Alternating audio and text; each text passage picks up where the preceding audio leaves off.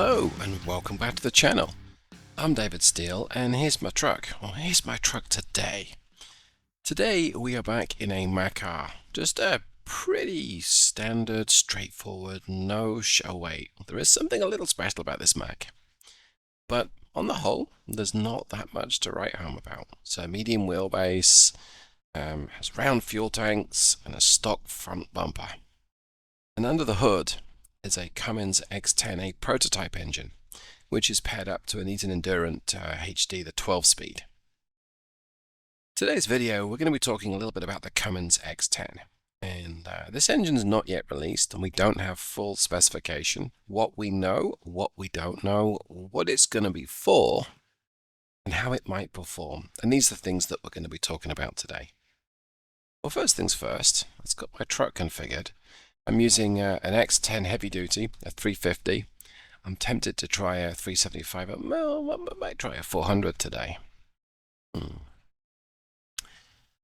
go ahead and select a 400, and we'll keep the same transmission. We've got a 12-speed. No, yeah, we'll keep the same transmission. We've got an Endurant HD. That is the designed to be automated Eaton Fuller box. That has 12 speeds. We've got a 342 final drive, so it's not particularly tool geared. Should give this little truck quite a lot of hauling grunt. Jump back into here. No, let's confirm that, you numpty. There we go. Okay. Now, in terms of damage and wear and tear, I've used this truck quite a bit to demo and test the X10. Quite a lot, actually. Look at that, 44% tire wear. Done a good few miles in it. Plus, I might not have always been, let's just say, the smoothest of drivers. Doing it for now. Okay. Let's take a look. So where are we in the world? Well, let's get the engine running. First of all, let's see where we are. I forget. Oh, I know where we are. We're in Missouri, St. Louis. Okay, so there's lots of unexplored roads to drive around, which is another reason why I'm in Missouri right now. Let me go ahead and grab a deal. Grab a cargo. Let's get something and haul it.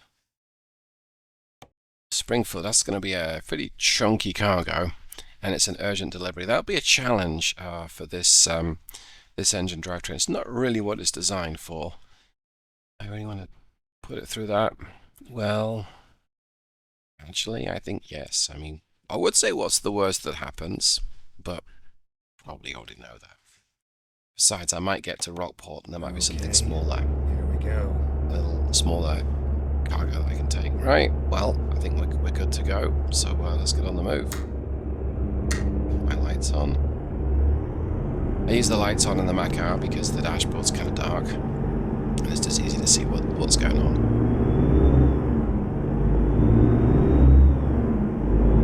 So yes, we're running an X10 under the hood today. And I do want to talk a little bit about the X10 and what we know and where it's going to fit in Cummins lineup and so on and so forth. But I also just want to ride around and have a bit of fun in ATS. If I were a horseman, I'd pull out and trash this red Jeep. But we're not.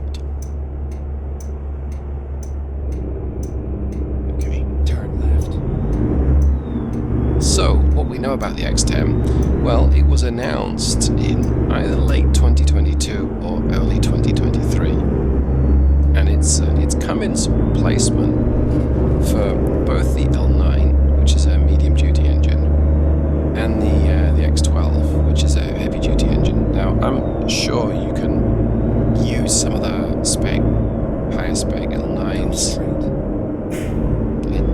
in a heavy duty, and I have in the Mack car for sure, and vice versa. Some of the lower powered X12s could be very suitable for the medium duty space providing. The X10 is going to replace both of those engines. Now, if Cummins do what they normally do, it won't replace them immediately. There'll be a few years when you can still access the L9, the X12, and still get the X10. And that's a few good reasons why they do that. I imagine managing the supply and production of engines is one, but of course truck manufacturers don't just immediately change their truck lineup. So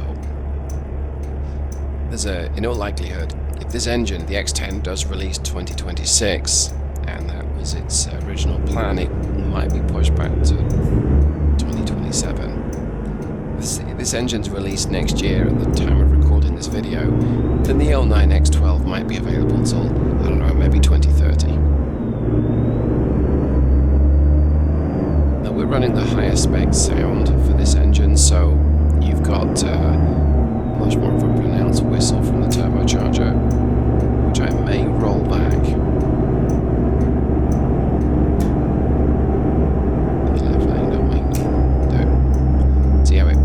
Gives a good whistle when you give it a squeeze more power.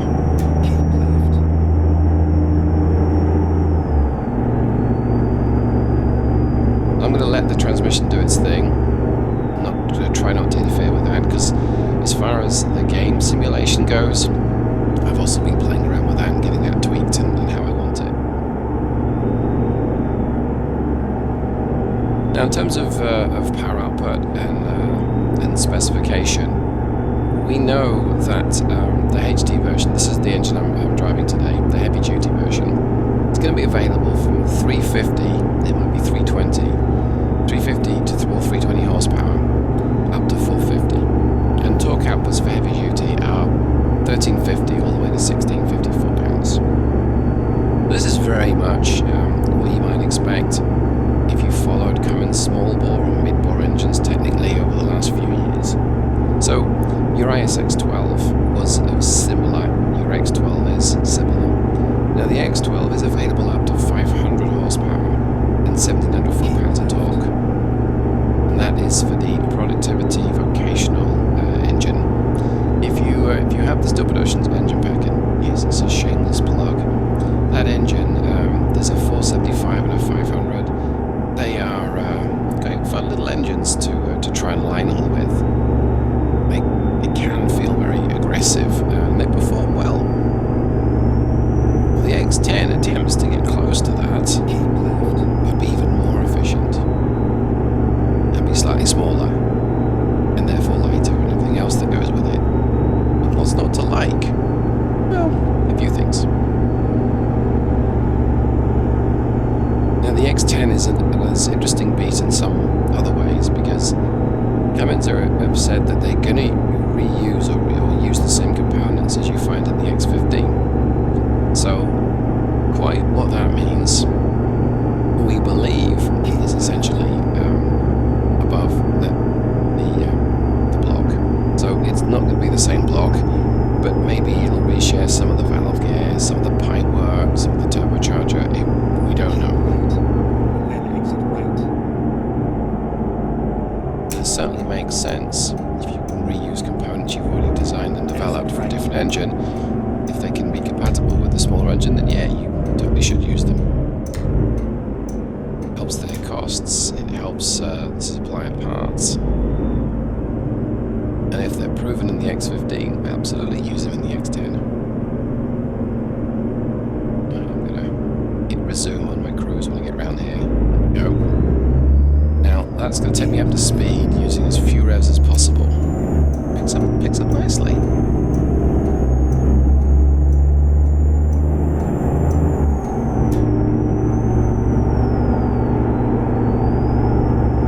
Of course, there's no weight behind me, and the real measurement will be if we strap 57,000 pounds of milk behind me. What's it going to do then? I'm going to kill my power right now.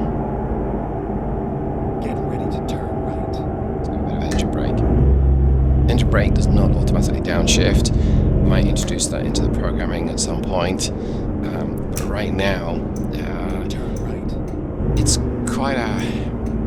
Some people hate that feature, let's just put it that way. And I'm in two minds, because on the one hand, it can really magnify the effects of an engine brake. On the other hand, yeah, it can be noisy, it can be disruptive, and it can be a little tough to drive, especially in slippery or wet conditions.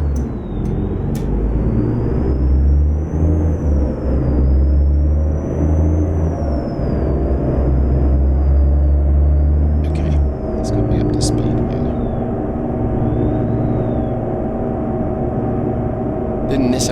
to speed, to be fair, but we did.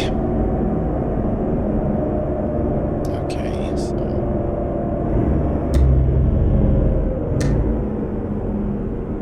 bit of engine brake here now, which we're supposed to go in.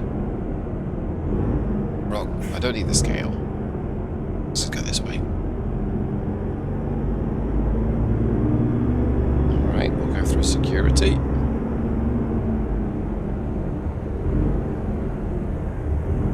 Well, let me in.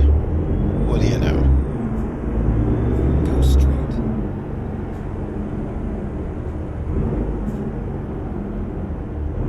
Okay, now there's a bunch of trucks coming up my right-hand side, but I think they're all turning right, so we'll just go dead ahead. We'll follow my instructions. Let's find a new route. It's all over now.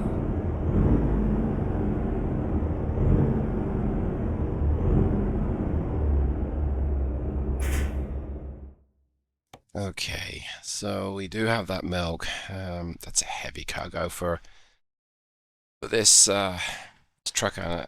She's capable of it for sure, but do I really want to haul that much? Let's see what the smaller 2 axle is having me haul. 46,000. That's a bit more like it. But on the other hand, maybe we just need to test it. Yeah, let's go ahead and do it. I know it's a lot to haul with it. Let's go ahead and do that. Okay, so the 57. That's a pretty heavy cargo. Before I move on, though, I want to talk a little bit more about something else that the X10 features, and that is something that Cummins are calling HELM. Now, HELM stands for High Efficiency, Lower Emissions, and Multiple Fuels. Okay, that sounds cool. What does it mean? Well, it means that you've got your diesel-powered heavy-duty engine. They may be bringing in a gasoline-powered X10. The B 6.7 or 6.7, the legendary engine from pickup trucks. I'm not saying I don't like the Dodge Ram, but I think the Cummins diesel engine is supposed to be one of the best things about it, and not the infotainment system. So there may be a gas or a natural gas or a petroleum gas powered version of the X10.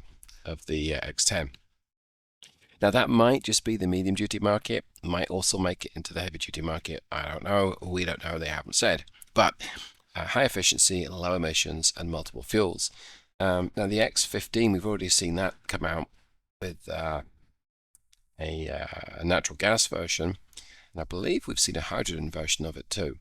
So lots of different fuels, they'll change around bits, but the core engine. Now some of this may be marketing fluff. Who knows? Yeah, some of this may be marketing fluff, and if it really is marketing fluff, then they're just kind of saying that they can redesign the engine to use different fuels. Will tell us something we don't really know. So that's going to be interesting. Go ahead and claim that. I've got 22 minutes to grab it. But how hard can that be? Where is it? Oh, it's to the right. Okay.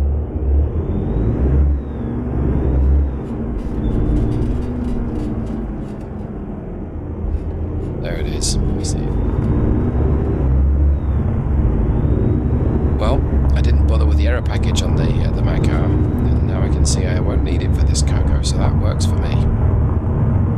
Now, is that the back end of it? I think it is. Yeah, it is. Okay.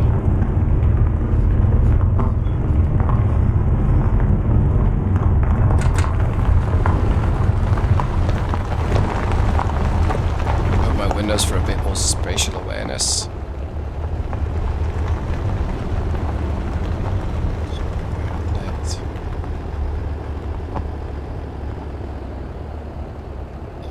I'm going to bring the Mack car down to her knees. Just drop the airbags. There we go. Try and line it up. Now I do struggle to get the Mack car lined up. I wonder if the latest accessory pack has tweaked something, or maybe just the latest version of the truck has. Typically I get it more or less in and I have to just inch it forward and it's locked. Now that might be accurate. Do it. Yeah, we Okay, let's go ahead and reset the ride height. Like so. Get the thing connected. There we go. Okay, we should all be set. Quick tug test, and we'll be on our way.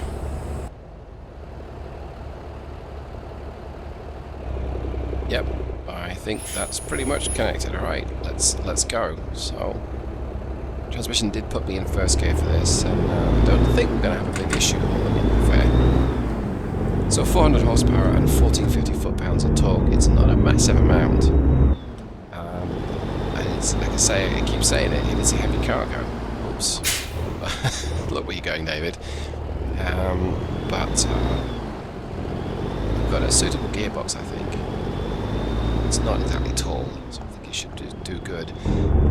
We're geared to do about 1200 revs at 55, and that's this engine will happily cruise at about 1000 revs, and so we don't need to have such short gearing on the one hand, but to maximise the power and torque, we don't really want to go everywhere at 1000 revs. This is what we're using.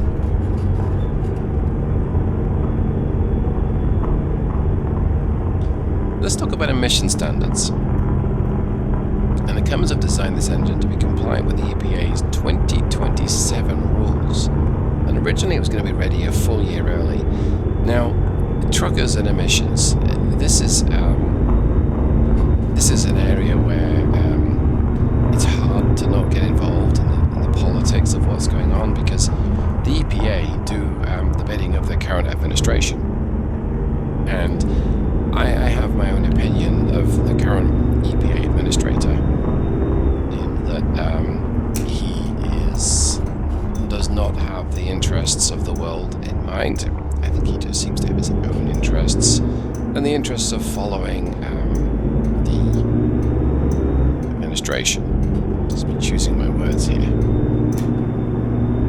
So, when I read things like, everybody hates stop-start, we're fixing it, and removing a lot of emission standards, a part of me hopes that the X10 is a real, I would say two fingers up, but this guy's American, so there's a single index middle finger up. Because the X10 is compliant with emissions that are not yet in force. So it's clean, and cleanliness is good. Yes, I know a lot of the truckers will be like, yeah, but not if it's not reliable. Well, I guess maybe you've never had asthma, or allergies, or anything else, any of the other maladies. Maybe you've never experienced smoke. Well, if the EPA keeps rolling back changes, you may yet experience smoke. Thanks, appreciate that. The X10 is doing its bit to help. At least it will be once it gets into production and into the trucks. Well, so far, on the flat, it's doing just fine. And that is one of the most meaningless things that you can really say about an engine. Now, as far as engineering the torque curve and designing that, quite where do I go from a simulation engine designer's perspective with the X10? Well, you know it's going to replace the X12 and the L9. So we look at these engines for inspiration, and we know it's got parts from the X15. So we look at that engine for inspiration too. And essentially what I have is the bottom three engines of the range, the 350, the 375, and the 400 horsepower versions. They all produce their peak torque at 975 RPM. And the next one up, the 425, that produces its peak torque just a little higher.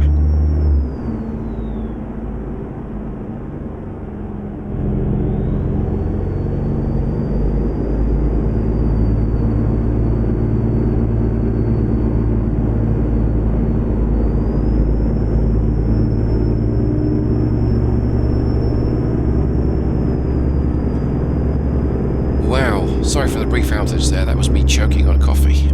Bet you didn't know I could talk and drink coffee at the same time. Well, guess what, I can. So, I was saying, 425 produces its peak torque just a little higher. memory serves me correctly, it produces it at 1100 RPM, and the 450 produces its full 1654 pounds of torque at 1150 RPM. So why does it produce torque that little bit higher?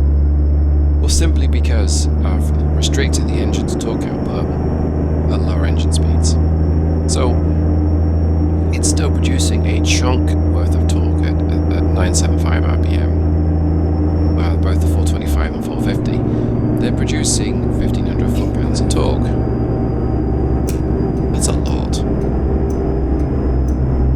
But they're not able to produce their full torque amount to a little higher in the rev range. And that's a decision that I took because I figured, you know what, it's a 10-litre engine. I'm going to just nerf the higher output engines just a little bit lower down. Now, another reason why I'm doing this is because that's a lot of torque from a small engine at low engine speeds, and it makes the 425 and especially the 450 feel, well, I don't want to say like fiction heroes, but yeah, they kind of fly a lot. And if you really want that very grunty low down feel, I would like to preserve that feeling for something like an X15.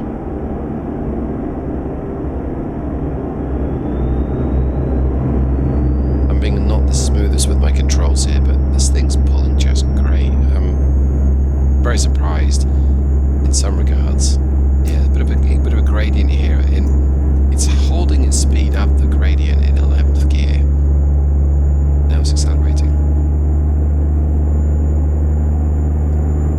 As opposed to where the power comes in, well, the heavy-duty engines, they produce a flat torque curve to somewhere right about, in very broad strokes, 1000-ish RPM up to 1300 RPM. Now, the higher spec models, it's a little higher in the rev range, and the lower spec models, they produce their peak torque, they start to produce it a little slower, so at 975 RPM. But you've got this very nice, wonderful flat torque curve, and it makes the engine very usable for hauling, and kind of enjoyable too. But I didn't want to lose some of the vitality that the X12 especially has. And what I mean by vitality is that little mid-range kick. And so you've got peak power produced at 1700 RPM up to 1800 RPM. And the governor is 1900 RPM for the heavy-duty engines. Now, I've made up these numbers. We don't know if they're accurate or not. We won't know until Cummins releases a bit more data. They seem realistic based on what we've seen with the three engines I've talked about, but I don't know. And I will only know when I've got some more data. Now, for what it's worth, the medium-duty engine has quite a different power curve. It produces its torque that little bit higher up in the rev range, and it does rev higher. I'm not playing around with the medium-duty engine today, so let's not even go there. Let's just check my time here. I've got plenty of time. I've got 3 hours of driving left, and I've got 5 hours and 45 left to do it, so no problem there. I might get called into it's good to hear.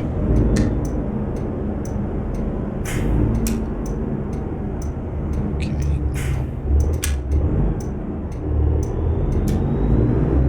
We'll give these guys a little bit of space so that he can merge, but okay, go ahead and merge.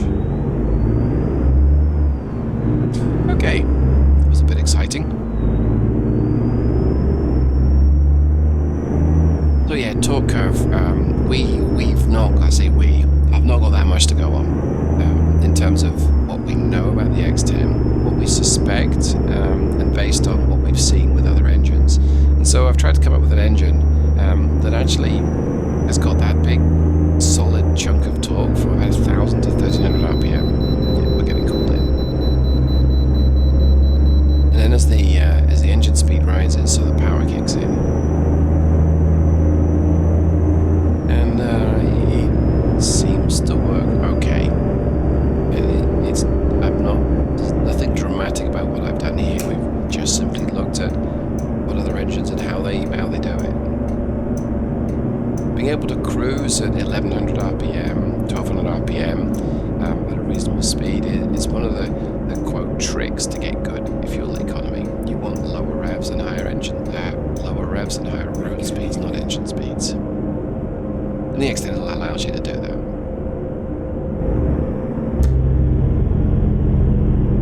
Going a little quicker than I would prefer.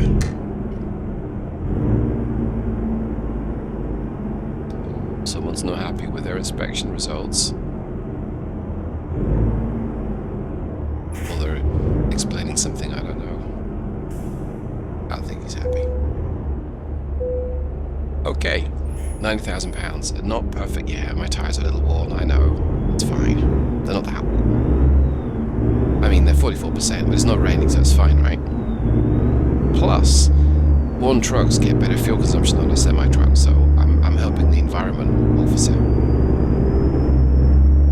Right, let's get back up to speed. I'm not going to use cruise control. I'm going to punch the throttle, which we've done. We'll let it do its thing.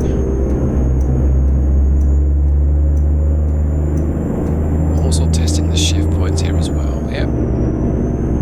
Turns up about 1500, 1550 RPM. It's kind of what we want, really.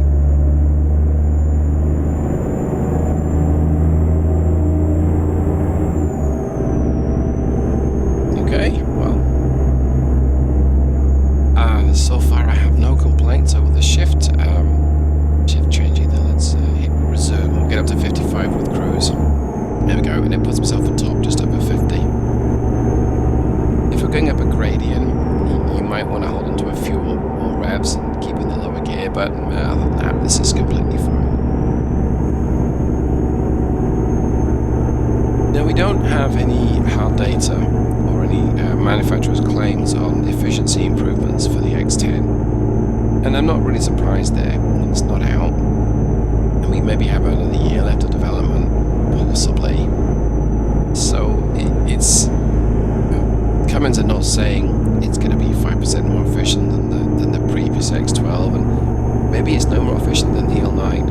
I really don't know. Now I would suppose that by virtue of the fact that it's just that little bit smaller than an X12, it could be, it's more likely to be slightly more efficient. We also don't know the results of the emissions control software and hardware that's in place. So where to pitch this in terms of the game? Well, we've had to guess. And the jury's still out as to whether that's accurate or not. It's a simulation. It's a simulation of a hypothetical product right now that, well, we know may not even make it to market. So, consumption-wise, it does pretty good. It's a 10-litre engine, it's actually 10.3 litres I've gone with. And it has a bit of the Cummins X range efficiency. So it does pretty good. I mean, right now it's showing average of 7.6 on this tank, which I think will drop with a 90,000 gross platform weight. We'll see. It's dropping right now. I'm going up a hill, so what do we expect? Possibly here, I suppose. My steering's being all over the place. Take a look. Yeah. Everything was completely normal. It's nothing I wouldn't expect any different. So another hill, and the fact that it is climbing these hills in top gear, I think says a lot, because it's losing a bit of speed. But let's see if it has to downshift. For a swig of coffee, let's try not to talk and drink at the same time this time.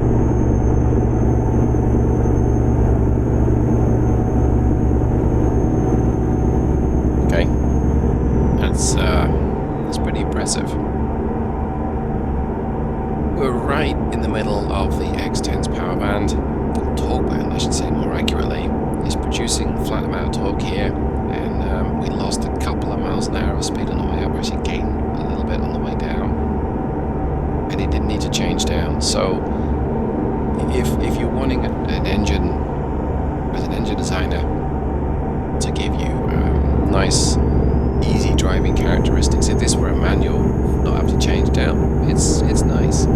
It's automated, so if you have a jerky automated box, not having to suffer through it, clunk its way through a couple of down changes, or one down change, one up change, that's good. Alright, we're losing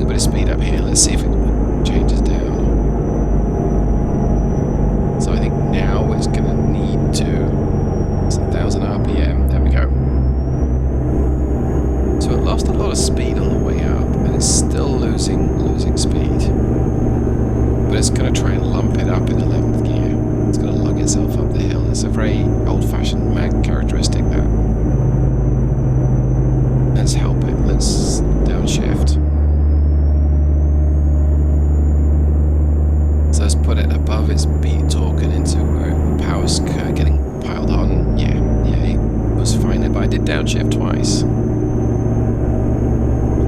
I don't think I needed the second downshift. I just chose to see what it would do.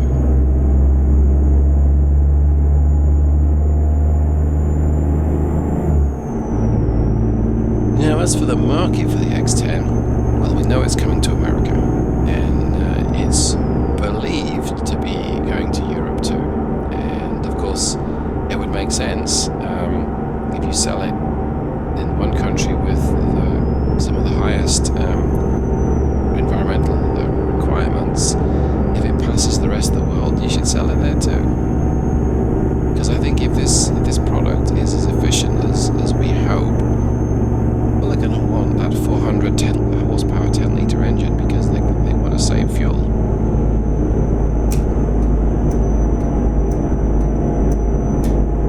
Yeah, we lumped up that one in top gear down to 48, but again, that was what I was hoping for. That's what I've got from this torque curve. So yeah, I'm very happy with that.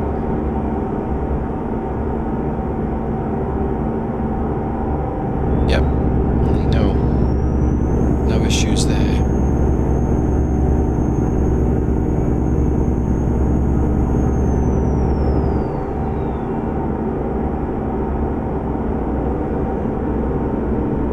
These rolling hills are a pretty good test of certain things, like the ability to stay in a gear going up and down gradients. Now, with it being a smaller engine, there's a bit less engine braking, and especially since I haven't enabled the automatic downshift when engine braking.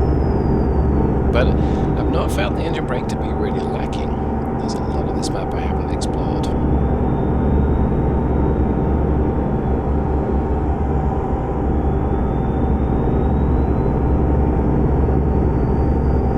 I'm very happy with this powertrain. It's yeah, it's been top bombing. I think that's the best way I could use to describe it.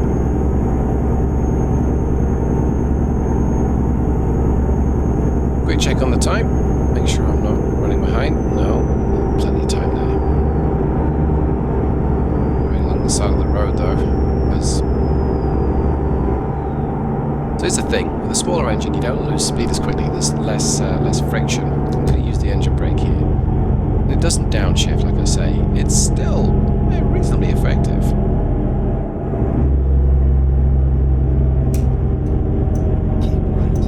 I've done nothing special to the engine brake either. Okay, I think we can get off the brake there. Well, that's Exit right. that's encouraging. I'm going to use my cruiser to try and keep my speed at 23. The road curves to the right, as you can see, and we can start to climb. So let's see if it is to downshift. So far it hasn't. In fact, it's slowing down a little bit. It sounds like it is. I don't think it is though. No, look at that. Well, there you go. Keep left.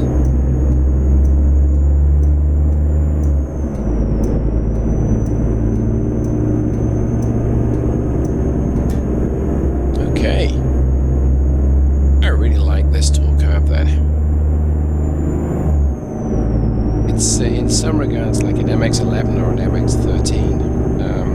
They produce their P-torque a little lower, and they're not a very inspiring engine in many ways, because they don't want to be revved all at about 1600 RPM, but you don't need to. That's not the way that they drive, and you program the transmission correctly with one of those engines, and it feels great for hauling. Or would you want to drive cross-country at breakneck speed in one? Well, no. We are talking about a semi-truck here. I mean, I'm sure one of these would feel amazing with the Dodge Viper V10 under the hood. And it would have lots of horsepower, but would it really be good for hauling? I mean, we could find out, I suppose, but I don't think it would be. That would actually make an interesting video. What if I were to design the 8.3 V10 of the... I'm getting crazy ideas now. Why would I want to do that? I mean, why would I would not?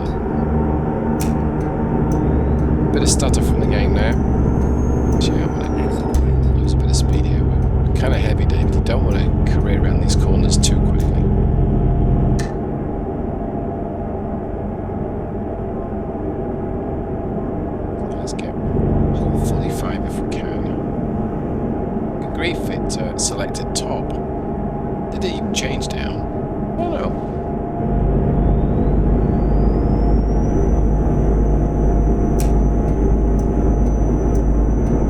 Keep right, and then turn right.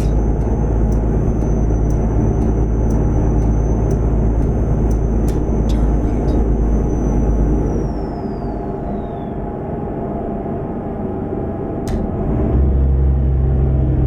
Keep right, and then turn right.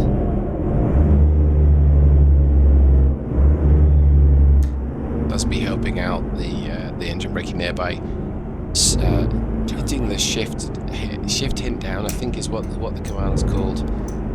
You merely suggest that the transmission wants to think about changing down, and if it can, it will, using whatever logic it has. It is a great option if you want to use a bit more engine braking, but you don't want to be constantly hitting 2,000 RPM when you should downshift. Then turn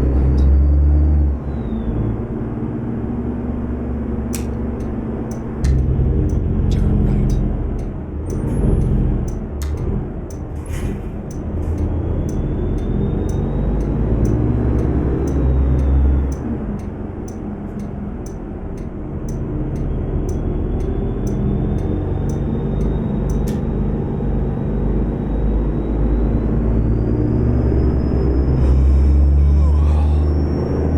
It's getting tired, but almost there.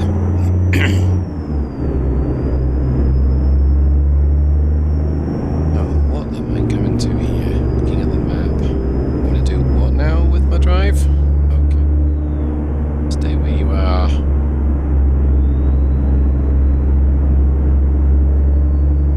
An RV the size of a small town. Okay, I guess it's a manufacturing plant.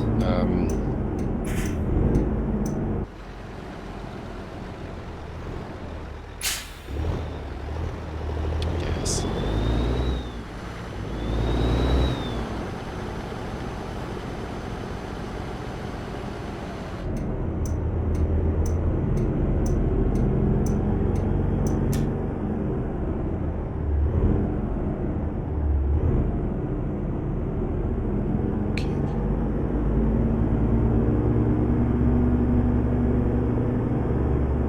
Windows down for a bit more situational awareness.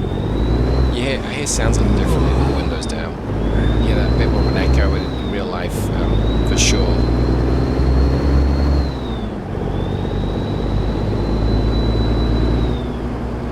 Well, I said earlier on that I didn't think we would get such good fuel consumption, but my trip is still showing 7.6. So, if we really have managed close to 8 from this kind of trip, that's impressive.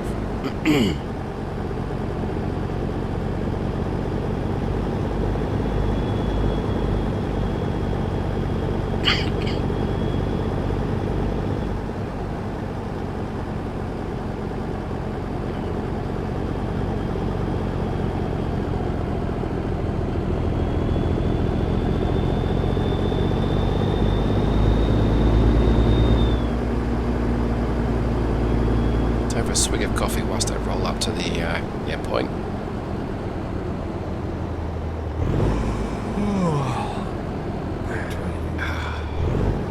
It's nearly gone cold.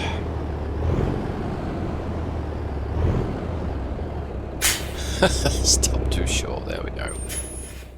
Okay, I actually think I want to back this one in because I want to check how good the engine works at these sorts of maneuvers. I think it's just up here on the left, it was implying.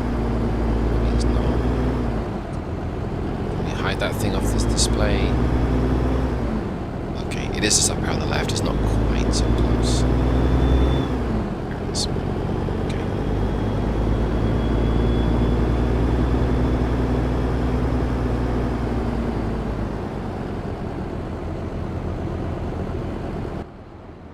Let's switch the XL view. I know it's a cop out, but there's plenty of examples of me doing this in the cabin and messing it up. We don't need to see another one on the channel, and what I want to test is how well this thing maneuvers at slow speed. That's moving it on the idle. I think that's pretty good going. It's easy enough to maneuver there. It shouldn't be difficult. I've given it an 800 foot-pound clutch engagement torque spec. It's the same as the ISX12. In other words, at 800 RPM, it's got 800 foot-pounds of torque. Now compare that with an X15 that's got 1,000, I believe. The ISX15's got 1,000. And that's where the bigger engines can have a different feel to them. So maneuvering at slow speed, it can be it can be a lot easier. But this is not difficult. Something like a Cummins KT with its 600 foot-pound torque clutch engagement, that's much harder. Raise this up a little bit. Let's straighten the thing up. Just settle. Yes, I know you're tired. Right, well, thoughts on the drive. Torque curve's fine. No issues there. Shift points appear to be fine. I have done quite a few miles testing and refining, and I think I've got it just about where I want it so far. I think this was the heaviest cargo I've tried, and it did great. Yes, I think you would argue if you wanted to do some heavier hauling, you'd probably use a 450 or a 425, but the 400 did just fine. Well, let's see how fine she really did. So, 251 miles, and we only used 35 gallons. That's impressive. That's about 7 miles per gallon. So yeah, we didn't quite do the 7.6, but 7 miles per gallon from total gross weight of 90,000 pounds. That's not bad. That's not bad at all. And yeah, I think, is that accurate? 7 miles per gallon from that kind of run? I don't know. If you know if it's accurate or otherwise, let me know. Otherwise, thanks so much for hanging out with me today. Hope you got something from me randomly talking about the X10. I wanted to give a bit more information than what's currently available on YouTube, and I don't know whether I've managed that, but good enough for me. Thanks so much, everyone. See you next time. Goodbye.